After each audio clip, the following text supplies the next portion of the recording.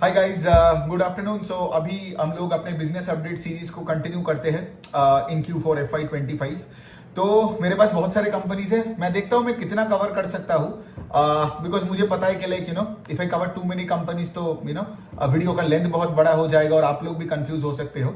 So I try to सी कि depth में जा जाके जितना हो सकता है, ठीक है। But I have to do a lot of companies today. Okay, तो पहले हम एक काम करते हैं, मेरे पास और भी कुछ 5 6 7 फाइनेंशियल्स है जिनका नंबर्स आए, तो पहले हम फाइनेंशियल्स का कर लेंगे और एक और वीडियो बना के शायद फिर मैं नॉन फाइनेंशियल्स वाला भी चालू कर दूंगा। तो देखिए, फाइनेंशियल्स में हम पहले बात करते हैं एक एमएसएमई का, ठीक है। पहले हम बात करते हैं एक एमएसएमई लेंडर का, उसका नाम है 5 स्टार बिजनेस फाइनेंस, ठीक है। एक south India based, I think उनका 95% बिजनेस साउथ इंडिया का 2-3 स्टेट से आते हैं। सो 5 स्टार बिजनेस फाइनेंस एक एमएसएमई लेंडर है, ठीक है। They are not a micro finance lender, लेकिन उनका पिछले अगर आप 2-3 क्वार्टर पहले भी अगर आप जाके देखोगे तो देखोगे कि business was doing very well. उनका आरओई का नंबर बढ़ते जा रहा था, they were increasing leverage, they were growing the book north of 30-35% से, और गाइडेंस भी बहुत बढ़िया था मैनेजमेंट का। लेकिन पिछले 2-3 क्वार्टर से इफ यू लुक, मतलब मैं Q4 के नंबर के आने से पहले थोड़ा सा बैकग्राउंड दे दूं ना, वरना आपको समझ नहीं आएगा अगर मैं सिर्फ नंबर बोल के छोड़ दूं तो। सो बेसिकली मैनेजमेंट ने क्या किया था, लास्ट क्वार्टर में अपने गाइडेंस घटाया था। Q3 का बात कर रहा हूं, ठीक है। सो गाइडेंस घटाया था, मतलब दे साइड के हम 30% से ग्रो नहीं कर पाएंगे, हम 25% से ग्रो करेंगे। और दूसरे साइड क्या हुआ है, उन्होंने क्या किया, बिकॉज ऑफ क्या होता है ना, इतना जो हाई इंटरेस्ट रेट में जो ये लोन्स देते हैं, ठीक है, मे बी कुछ देर तक आरबीआई का प्रेशर पे आया हो या फिर कुछ और रीजन की वजह से उन्होंने क्या बोला था कि हम अपने लेंडिंग यील्ड को घटाएंगे, ठीक है। मतलब लेट से जो आप 25-26% से लेट से आप एमएसएमई लोन दे रहे हो या 22-23% से, उसको आप घटा के 20% कर रहे हो, ठीक है। तो मतलब क्या, एक तरफ आप आपका लोन बुक का पेस ऑफ ग्रोथ को घटाया, राइट, और दूसरे साइड में आप बोल रहे हो कि इंक्रीमेंटली जो आप पैसे दे रहे हो, लोन दोगे, उसमें यील्ड आप, मतलब उसमें आप कम पैसा चार्ज करोगे, आपका इंटरेस्ट रेट आप कम चार्ज करोगे। तो इसका क्या मतलब, इसका मतलब है कि बिजनेस का ईपीएस का जिस रेट से ग्रोथ हो रहा था उससे पहले, उस रेट से ग्रो नहीं करेगा, बिकॉज ये दोनों नेगेटिव है। समझ में आ रहा है? तो इसीलिए 5 स्टार, अगर आप मेरे पिछले क्वार्टर का भी वो वीडियो देखोगे तो ये चीजों पे मैंने बहुत फोकस करके बनाया था वीडियो। सो एनी विच वे, तो अभी ये जो क्वार्टर का नंबर पे अभी आते हैं, तो इन्होंने 23% से ग्रो किया। मतलब क्या, तुमने 30 के ऊपर करते थे, फिर तुमने 25 गाइड किया, और तुम उससे भी नीचे तुमने ग्रो किया, तुमने 23% से ग्रो किया। Now I do understand, business है, 25 के जगह 23 कर सकता है, 26 कर सकता है, मतलब ये तो एक्सेल शीट का मैथ्स नहीं है ना। But also having said that, मतलब अभी तुम 20% के आसपास आ रहे हो, पहले तुम 30% के ऊपर करते थे। So that's not a good sign. दूसरे साइड में ये भी है कि देखो, कोई भी बिजनेस अगर उनका जो लोन बुक का ग्रोथ का पेस है वो तभी घटाता है ना जब लेट से उनके एसेट क्वालिटी में प्रॉब्लम होता है। तो 5 स्टार का इस बार भी मैंने देखा, उनका डीपीडी 1+ जो उनका जो बकेट है, that rose by almost 2%। DPD मतलब डेज पास ड्यू, मतलब वो पार्ट ऑफ द पोर्टफोलियो है जहां पे एटलीस्ट लोग एक एक करके ईएमआई मिस किया है। समझ में आ रहा है? एकदम सिंपल तरीके से समझो। सो द डीपीडी 1+ जो एंटायर बकेट है, that almost rose by 200 basis point और 2%। So that's not a good sign ना। सो बेसिकली यही है, 5 स्टार का नंबर्स मुझे उतना अच्छा नहीं लगा, ठीक है। अब ऑफ कोर्स मुझे इनका मैनेजमेंट का सुनना पड़ेगा, बट हैविंग सेड दैट एक और पॉइंट है, मतलब डीपीडी बकेट्स खराब क्यों होता है, बिकॉज तुम्हारा कलेक्शन एफिशिएंसी अफेक्ट हुआ है। तो इस बार का if you look at the last 3 months in Q4 का जो बिजनेस का ओवरऑल कलेक्शन एफिशिएंसी था, right, that is lower than Q3 का कलेक्शन एफिशिएंसी। मतलब क्या, तुमने गाइडेंस घटाया और उसके साथ साथ तुम्हारा कलेक्शन एफिशिएंसी भी खराब हो रहा है, एंड इन सब के वजह से क्या, प्रोविजन ज्यादा करना पड़ रहा है। तो इवन द आरओई का नंबर इज कमिंग डाउन, ज्यादा नहीं कम हुआ, आई थिंक 19% था, अभी 18% के आसपास आ गया। So things are moving not in the right direction is how I can say in the business 5 star business finance. लेकिन बिजनेस अच्छा है, मैनेजमेंट भी बहुत अच्छा है, यहां से शायद निकल के भी आ जाए, लेकिन वही है ना, मेरा पॉइंट वही है कि भाई तुम पहले निकलने का साइंस दिखाओ, ठीक है, फिर उसके बाद जाके मैं एंट्री मारता हूं स्टॉक में। नॉट के लिए कोई खराब हो रहा है तो मैं डाल के रख दूंगा कि कब ठीक होगा। There is a difference in what I just said. फिर हम बजाज फाइनेंस का बात करते हैं। अगेन बजाज फाइनेंस भी वही है, अभी जितना बड़ा होते जा रहे हैं उनका गाइडेंस भी घटे जा रहे हैं। जैसे इस बार में उन्होंने FY26 का गाइडेंस दिया बजाज फाइनेंस ने, that we will grow the book by 24 to 25%। अगर मैं लास्ट फिस्कल की भी बात करूं, FY25 का जब उन्होंने गाइडेंस दिया था, दे सेड हम 26 to 28% से ग्रो करेंगे। इसका क्या मतलब, बजाज फाइनेंस धीरे धीरे उनका पेस ऑफ ग्रोथ घटे जा रहे हैं। मतलब अगर मैं गाड़ी का स्पीड के एनालॉजी से बात करूं, गाड़ी का स्पीड घटे जा रहा है। समझ में आ रहा है? Bajaj finance finance as a company में कोई प्रॉब्लम नहीं है, उनका एसेट क्वालिटी बहुत ही बढ़िया है। They keep on adding customers at a pretty decent clip. ऐसे डिसेंट रेट में ऐड कर रहे हैं बिकॉज उनका वैसे भी अभी 10 करोड़ के आसपास तो कस्टमर हो गया है। तो ऐसे बेस में यू कांट ग्रो एट 30, 40, 50% से।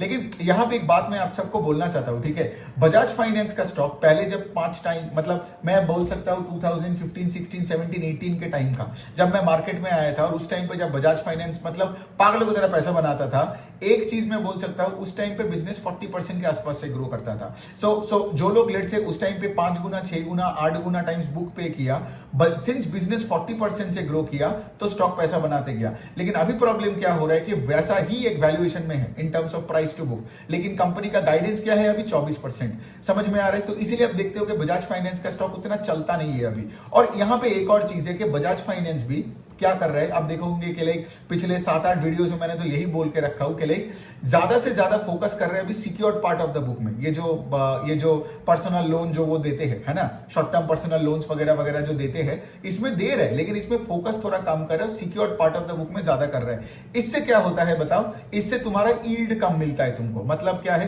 तुम्हारा अभी बजाज फाइनेंस का आरओई कितना होगा? 19% के आसपास। इवन 2 साल पहले दी आरओई नंबर वाज 24%। तो इसका क्या मतलब? तुम्हारा आरओई नीचे की तरफ जा रहा है और तुम्हारा गाड़ी का स्पीड घटे जा रहा है। Got it? और अगर वो स्टॉक 5-6 टाइम्स बुक में रहता है तो उसमें पैसा बढ़ना थोड़ा डिफिकल्ट बनता है। और वही आप देखे जा रहे हो। आप मेरा बजाज फाइनेंस का 2 साल पहले का वीडियो देखो, मैं 2 साल 3 साल से मैं यही बोले जा रहा हूं। मतलब 2 साल नहीं, मतलब जब से मैंने यूट्यूब चैनल खोला है, ट्विटर में चालू किया है, राइट? सो बेसिकली मैं यही आपको बोलने का कोशिश कर रहा हूं कि लाइक जब कोई बिजनेस का pace of business growth, earnings momentum अगर घट जाती है तो उसमें पैसा बढ़ना थोड़ा डिफिकल्ट होता है। सो यही है बजाज फाइनेंस का, और तो कुछ नहीं है। एक और पॉइंट वही है जैसे मैं बता रहा हूं कि ज्यादा focus toward secured part of the book में मतलब होने से क्या हुआ, मार्जिन पे प्रेशर पड़ा। और तो उनका जो प्रॉफिट आफ्टर टैक्स है दैट ग्रू ओनली 16%, मतलब इन FY25 ओवर 24। लेकिन अगर आप FY25 ओवर 24 में अगर आप लोन बुक का ग्रोथ देखोगे दैट इज आई थिंक 26-27% से। समझ में आया? तो तुम्हारा अगर पैट का ग्रोथ या ईपीएस का ग्रोथ लोन बुक के ग्रोथ से कम है, मतलब क्या है? मतलब वही है ना, तुम्हारे यहां पे कॉस्ट प्रेशर पड़े हुए हैं और उसका रीजन मैंने बता दिया। एसेट क्वालिटी ठीक है, कोई प्रॉब्लम तो ऐसा तो कुछ है ही नहीं। एंड ऑफ कोर्स मैनेजमेंट का भी वही कहना है,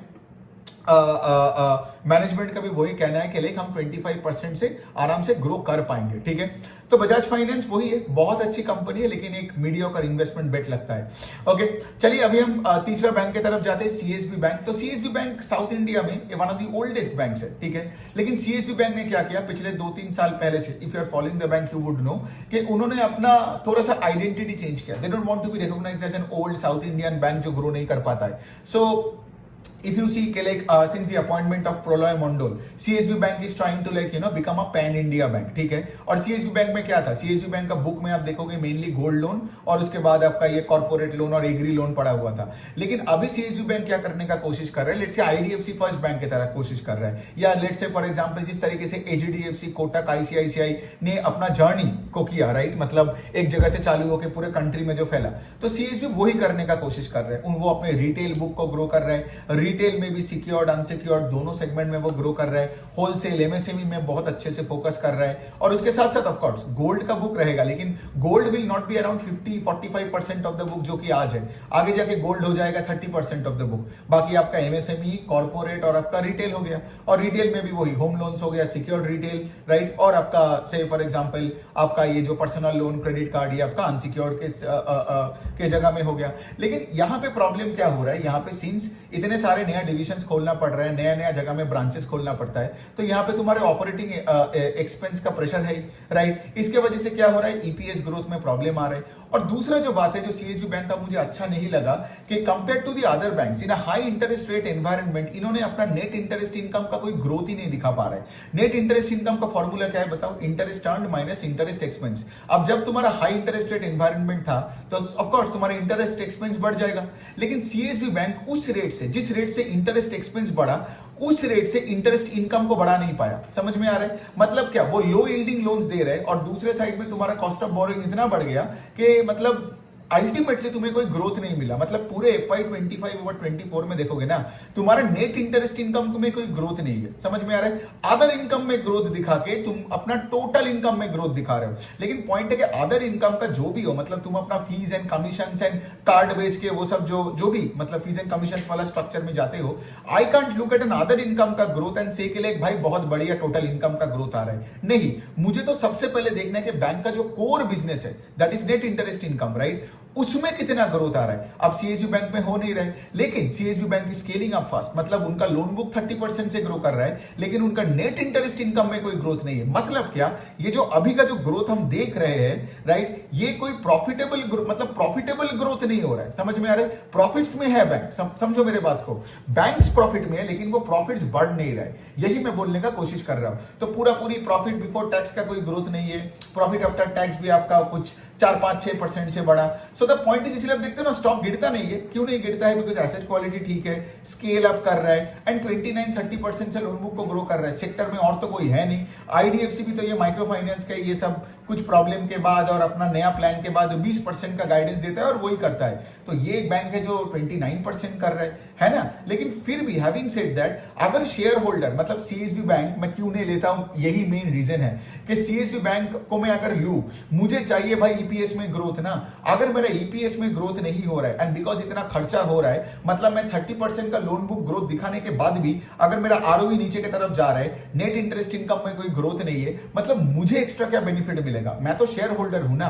समझ में आ रहा है? इसलिए आपके बिजनेस में आप लेट से डिस्काउंट दे के बहुत वॉल्यूम ग्रोथ दिखाया, लेकिन सिंस आपने इतने डिस्काउंट दिए फुटफॉल के लिए, आप देखोगे कि आपका यहाँ पे ईपीएस में ही ग्रोथ नहीं है। ये आप देखोगे Barbeque Nation kind of a business, जो ये आपका ये जो ग्रिल्ड चिकन वगैरह खिलाते हैं ना, तो ये बारबेक्यू नेशन का बिजनेस में यही प्रॉब्लम है। तो देख रहे हो, सीएसबी बैंक और बारबेक्यू नेशन देख के लगता है डिफरेंट है, लेकिन अंडरलाइन स्ट्रक्चर दोनों का सेम है, ठीक है। But any which way, CSB bank एक बहुत अच्छी बैंक है, उनका मैनेजमेंट अच्छा है, एसेट क्वालिटी अच्छा है, लेकिन वही है, प्रॉफिटेबल ग्रोथ नहीं आएगा ना तो स्टॉक चलेगा नहीं। सो ये हो गया। अब हम बात करते हैं जाना स्मॉल फाइनेंस बैंक की। अब देखो, जाना स्मॉल फाइनेंस बैंक का वही है, just like Ujjivan and Equitas and बाकी कंपनीज की तरह भी वही कर रहे हैं कि वो अपने unsecured part of the book को घटा रहे हैं और सिक्योर्ड रिटेल में बहुत तगड़ा पुश मार रहा है, ठीक है। अभी आई थिंक जाना का, I think I can tell you the number, I don't know मैंने लिखा के रखा है कि नहीं, ये नंबर हाँ लिख के रखा है। सो अभी क्या सीन है, अभी secured part of the book is 70% of the total loan book, ठीक है। एक साल पहले जाना स्मॉल फाइनेंस बैंक का secured part of the book था 60%। सिक्योर्ड पार्ट मतलब वही आपका होम लोन बोलो, लोन अगेंस्ट प्रॉपर्टी बोलो, आपका फिर गोल्ड लोन वगैरह बोलो, ठीक है। सो बेसिकली क्या, the entire push is on growing the secured part of the book, because micro finance में जब इतना प्रॉब्लम जब से चलने लग गया 2024 के बिगिनिंग से, आपने देखे होंगे मेजॉरिटी, मैं सबका नाम नहीं लूंगा, लेकिन majority of the financials in NBFC और आपका small finance bank, they are reducing the MFI exposure and increasing the secured assets का एक्सपोजर, ठीक है। अब इसमें क्या है, जाना का नंबर्स बाकियों से मुझे थोड़ा बेटर लगा, बिकॉज इतना माइक्रो फाइनेंस के एक्सपोजर रखने के बावजूद भी इनका ये लोग लॉस वगैरह नहीं दिखाया। But again having said that, ज्यादा प्रोविजन तो करना ही पड़ा ना, बिकॉज माइक्रो फाइनेंस के तो आपको तो पता ही, जब साइकिल घूमता है टुवर्ड्स द वर्स्ट सिचुएशन तो वही ज्यादा प्रोवाइड कर रहा है, प्रोविजन तो आपको इमीडिएटली करना पड़ता है ना। You can provide after the loss is detected, you have to provide upfront. अब आगे जाके क्या होगा वो तो उसके अनुसार तुम नंबर्स को बाद में चेंज करोगे, राइट। सो ऑफ कोर्स इनका अगर FY25 नंबर्स देखोगे तो आरओई का नंबर सब आधा हो गया। But again having said that, मतलब जाना का वैसा बुरा सिचुएशन नहीं है जो लेट से मैं बहुत दूसरे फाइनेंशियल्स का देखा हूं, राइट। जाना एक्चुअली अच्छी एक फाइनेंशियल है। आई थिंक जाना को तो अभी आई थिंक वो बैंकिंग लाइसेंस, आई थिंक जाना या शायद मैं कंफ्यूज कर रहा हूं, ठीक है, जाना या एयू, इनमें से कोई एक यूनिवर्सल बैंकिंग लाइसेंस के लिए भी अप्लाई किया है। इफ अगर जाना नहीं है तो माफ कर देना मुझे, बिकॉज इतने फाइनेंशियल्स है ना, मतलब एक के बाद एक पढ़े जाता हूं ना, कुछ कभी कभार इधर उधर मतलब क्रॉस फैक्ट्स हो जाता है। बट एनी विच वे, सो यही हो गया बात। और जाना का एक गाइडेंस भी दिया है, तो जाना ने ये भी बोला है कि अगले फिस्कल में they will grow the book by 20%, ठीक है। एंड उन्होंने ये भी बोला that we will grow profit after tax by 30%। समझ में आ रहा है सीएसबी और जाना में डिफरेंस क्या है? लाइक जाना ये बोल रहे हैं कि 20% का बुक का ग्रोथ होगा और हमें ऑपरेटिंग लेवरेज भी मिलेगी, सो हम we will grow profit after tax by 30%। Got it. CSB bank का यही प्रॉब्लम हो रहा है, सीएसबी बैंक का बुक का ग्रोथ इज मोर देन जाना। समझ में आ रहा है? तो मुझे सीएसबी बेटर लगता है। बट हैविंग सेड दैट, मुझे ये भी पता है कि फिर साला उनका पैट का कोई ग्रोथ ही नहीं आएगा। अब जाना का 30% का ईपीएस और पैट का ग्रोथ आ सकता है, इसीलिए तो इन्वेस्टिंग बहुत मजेदार खेल है। There is never one one right और रॉन्ग आंसर, राइट? और अब हमेशा दुविधा में पड़े रहते हो कि आपके पैसे लेके कहां जाओगे और कहां नहीं जाओगे। सो ये हो गया जना स्मॉल फाइनेंस बैंक का।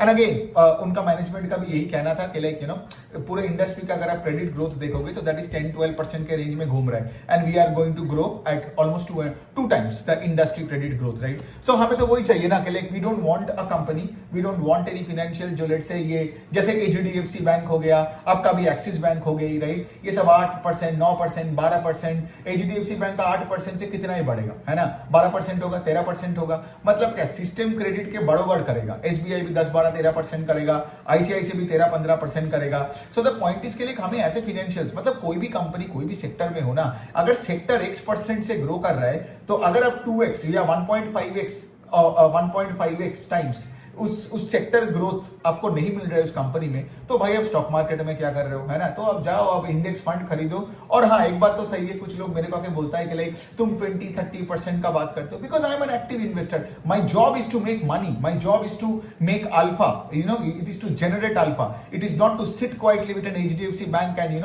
Justify patience and all that nonsense long term bullshit thinking.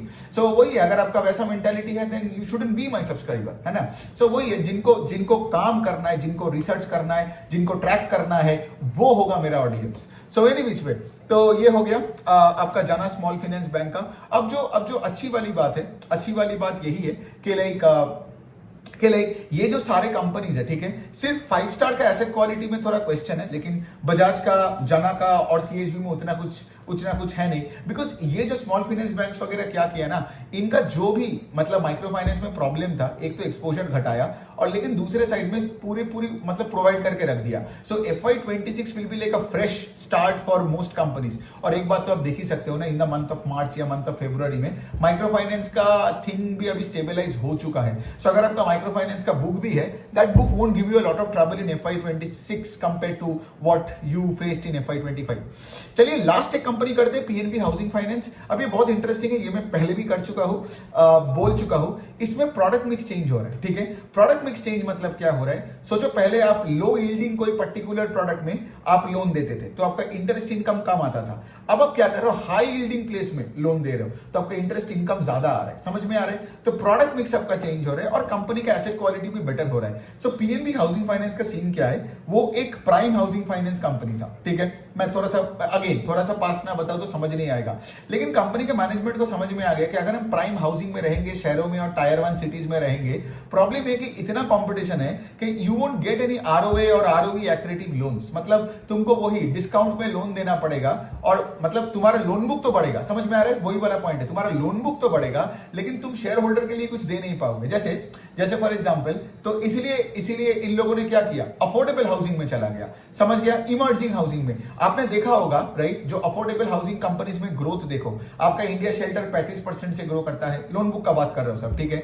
आप देखोगे होम फर्स्ट फाइनेंस 30-35% के रेंज से ग्रो करता है, एप्टस 25-30 के रेंज से ग्रो करता है, आवास 20% से ग्रो करता है। फिर उसके बाद आपका पास बजाज हाउसिंग, जो बजाज हाउसिंग भी मतलब उनका प्राइम बुक ज्यादा है लेकिन वो भी अफोर्डेबल में ज्यादा घुसते जा रहे हैं और वो 25% का गाइडेंस देता है। और भी नाम है, आधार हाउसिंग फाइनेंस है, वो भी 20-25% से ग्रो करता है। सो माय पॉइंट इज के do you see the affordable space, और इसमें सारे कंपनीज ग्रो कर रहे हैं। तो जो ये प्राइम हाउसिंग वाले हैं उनको भी समझ में आ गया कि हाँ भाई अभी तो हमें जाना है अफोर्डेबल में। तो ये जो पीएनबी हाउसिंग का वही हो रहा है। पीएनबी हाउसिंग का, अब ध्यान से सुनिए, पीएनबी हाउसिंग का जो ये अफोर्डेबल कैटेगरी है that is growing at a extremely high pace. I think that book more than doubled, देख सकते हो 2.5 टाइम्स हो गया है, ठीक है? और उनका जो प्राइम सेगमेंट है, मतलब I think 70% of PNB housing का जो लोन बुक है आज भी प्राइम हाउसिंग है, ठीक है? But that book is growing eight 7-8%। लेकिन जो 30% जो बाकी का बुक है, that emerging and affordable segment, that is growing eight मतलब एकदम T20 खेल रहा है उसमें। सो इसीलिए क्या हुआ, उनका टोटल लोन बुक का ग्रोथ इज 16%। आगे जाके मैं बता रहा हूं क्या होगा, अगर उन्होंने अपने एसेट क्वालिटी को ठीक रखा, अब ऑफ कोर्स वो तो हमें ट्रैक करना है, अगर वो ठीक रखा तो क्या होगा, ये 70-30 विल बिकम 60-40, ठीक है? Then 50-50, got it, towards more कहां पे, अफोर्डेबल एंड इमर्जिंग हाउसिंग पे। तो इससे क्या होगा, and affordable and emerging housing में तो होम लोन आप 15, 16, 17% में भी दे सकते हो। प्राइम हाउसिंग में आप तो मतलब डबल डिजिट के आसपास भी नहीं जा सकते हो, ये चलो गया भी तो 8-9%। तो इसका क्या मतलब, आप जो 8% से लोन देते थे अभी आप 15% में लोन दे रहे हो। समझ में आ रहा है? सो अगर एसेट क्वालिटी ठीक रहा तो यहां पे आपका बहुत तगड़ा मार्जिन एक्सपेंशन और आपका ऑपरेटिंग लेवरेज मिल सकता है ना। सो यही अच्छी बात है। And of course PNB housing finance मतलब अगेन मतलब एक ही पॉइंट है कि I want this pace of loan book growth to go up from 16 to 20 to 22। I know they have a bigger book than this छोटे छोटे affordable housing finance company जिन सबका मैंने नाम बोला, बट आई नीड एटलीस्ट 20% के आसपास। If your overall book grows at 15%, सिर्फ मतलब प्रोडक्ट मिक्स चेंज से shareholders will make money, but shareholders will not make big money. There is a difference there. I need the overall pace of loan book to also grow up, and उसके साथ साथ अच्छे asset quality रख के I need product mix change to happen at a fast pace. समझ में आ रहा है? Of course मेरा डिमांड ज्यादा है because it's my money, right? वरना मैं तुम पे पैसा क्यों डालूं, है ना? So always I'm saying कि like be very picky and be very choosy. Don't accept anything at you know at the first go. मतलब कोई मॉल में जाते हो तो पहले दुकान में जाके कपड़े नहीं खरीद लेना, सारे दुकानें देखो। मैं वही बता रहा हूँ, be extremely choosy in the stock market. कोई कंपनी में अपना पैसा डालने से पहले आपके चेकलिस्ट को, मतलब वो बिल्कुल ही आपका स्ट्रिंजेंट चेकलिस्ट, इसलिए मैं बोल रहा हूं मेरा फाइनेंशियल सेक्टर वर्कशॉप ले लो, आपका ये पूरा चेकलिस्ट फ्रेमवर्क बन जाएगा। तो कोई स्टॉक लेने से पहले क्या पूछना चाहिए और क्यों नहीं लेना है, राइट? बहुत मजेदार खेल है, तो आप ये लेना। तो उसके बाद आप देखोगे कि लाइक आप कोई भी कंपनी को ना ऐसे एक चेकलिस्ट के थ्रू से 1 2 3 4 5 6 पॉइंटर्स में लेके जाओगे। इफ अ कंपनी से फॉर एग्जांपल जिसको आप रिजेक्ट कर ही नहीं पा रहे हो, तब जाके वो अपने पोर्टफोलियो में एडेड होगा। ये मेंटालिटी में चलो, रादर देन उल्टा नहीं करने का कि कोई भी कहानी बोल दिया ऑफिस में बाजू में आके, इसमें ले ले, इसमें ये हो रहा है, और अब सुन के 5 मिनट में डाल दिया। वो तो बुद्धू लोग करते हैं। सो एनी विच वे, ये हो गया पीएनबी हाउसिंग। अच्छी कंपनी है, ROA ROE are moving upwards, asset quality भी ठीक है। तो ये बहुत इंटरेस्टिंग एक नाम है जो मैं उसको पिछले 2 क्वार्टर से देख रहा हूं। All that stops me from putting my money is that overall pace of sales growth of 15-16%। Because अगर इंडस्ट्री क्रेडिट 13-14% से है ना, so I mean and you're growing at say 1-2% ऊपर नीचे करके, then it becomes a bit difficult for me to like deploy big money, और let's say अगर मैं ट्रांसेस में भी चालू करता हूं तो। so यही हुआ। चलो इसमें तो आगे सबको समझ में आ गया। मुझे 5 स्टार का नंबर एकदम अच्छा नहीं लगा। बजाज फाइनेंस में तो ऑफकोर्स उसका पेस ऑफ ग्रोथ घट गया। जाना में ऑफकोर्स देखना पड़ेगा, जाना का 20% का ग्रोथ है। जाना में अगर 25% का गाइडेंस देता तो और मजा आता। एंड देन ऑफकोर्स सीएसबी में एसेट क्वालिटी का कोई प्रॉब्लम नहीं है। सीएसबी में मेन है प्रॉफिटेबिलिटी का ग्रोथ नहीं हो रहा है, आरओवी नीचे की तरफ जा रहे हैं, और पीएनबी हाउसिंग में प्रोडक्ट मिक्स चेंज बहुत अच्छे से हो रहा है, जो बाकी चारों में नहीं हो रहा है। सो यही है, जैसे मैं ये बता रहा हूं ना, बाकी फाइनेंशियल्स में क्या हो रहा है, माइक्रो फाइनेंस पर्सनल लोन में घटा के आप सिक्योर्ड लोन्स में जा रहे हो, तो वहां पे आपका प्रोडक्ट मिक्स चेंज नहीं हो रहा है सही दिशा में, राइट? गलत दिशा में जा रहा है, मतलब आपका निम्स घटे जाएगा। समझ में आ रहा है? निम्स क्यों घटेगा? वही जो मैंने समझाया, micro finance loans are high yielding loans, लेकिन होम लोन्स हो, कार लोन हो, ट्रैक्टर लोन हो, ये तो माइक्रो फाइनेंस लेवल का आपको निम नहीं मिलेगा। तो वहां पे निम कॉन्ट्रैक्शन हो रहा है सबका, मेजोरिटी का ही वही होगा। आप देखना, वही तो मुझे डर लगता है, जो ये एसेट क्वालिटी प्रोटेक्ट करने के चक्कर में अगर तुमने निम्स घटाए तब भी साला पैसा नहीं बनता है। लेकिन ऑन दी अदर हैंड अगर आप पीएनबी हाउसिंग को देखोगे, इनका निम का एक्सपेंशन होता रहेगा अगर वो ढंग से अपना ये अफोर्डेबल कैटेगरी को बढ़ाता रहे, तो वही ट्रैक करके देखते जाना है। एंड ऑफ कोर्स अगर निम आरओई का एक्सपेंशन होता रहा तो share holders will get rewarded, है ना? तो चलिए यही तक रखते हैं। चलो एक और कंपनी कर ही लेते हैं, कैपिटल स्मॉल फाइनेंस बैंक। जल्दी वो स्मॉल फाइनेंस बैंक है, लेकिन it is one of the few small finance bank. Capital small finance bank नाम है। आई थिंक ये पंजाब बेस्ड कोई एक कंपनी है। सो इनका कोई माइक्रो फाइनेंस का कोई बुक नहीं है, ठीक है?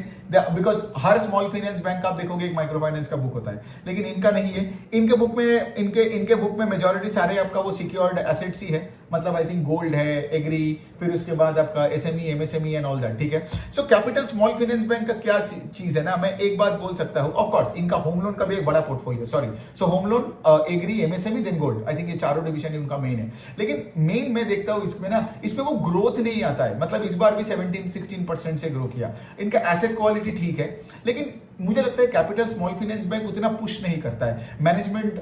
मतलब देखिए, अब I don't want to use words like आलसी and all that, but I believe they can grow at a faster pace than what they are doing. ठीक है, मतलब आई नो कि लाइक उनका कोई अनसिक्योर्ड में जाने का कोई इच्छा नहीं है। ऑफ कोर्स ज्यादा ग्रोथ अनसिक्योर्ड में जाने के बाद ही मिलता है। आपने देखा होगा ICICI bank, axis bank Covid के बाद से personal loan and credit card के हाथ पकड़ के ही अपने आरओई को डबल कर दिया, 10 से 20% में लेके गया, है ना। लेकिन all I am saying is कि हाँ, मतलब आई नो तुम सिक्योर्ड एमएसएमई में हो, but then I know compare नहीं करना चाहिए, बट लेट्स से एसबीएफसी जैसे कंपनी, वो भी सिक्योर्ड एमएसएमई में है, लेकिन वो तो 30% के आसपास से ग्रो कर रहे हैं। ये कैपिटल स्मॉल फाइनेंस बैंक का सब कुछ ठीक है, क्रेडिट कॉस्ट ओनली 12% है, एसेट क्वालिटी बहुत बढ़िया है, बट वही है, इनका आरओई 10% के आसपास है, मतलब आरओई 8-10% है, मतलब तुम उतना एग्रेसिव नहीं हो।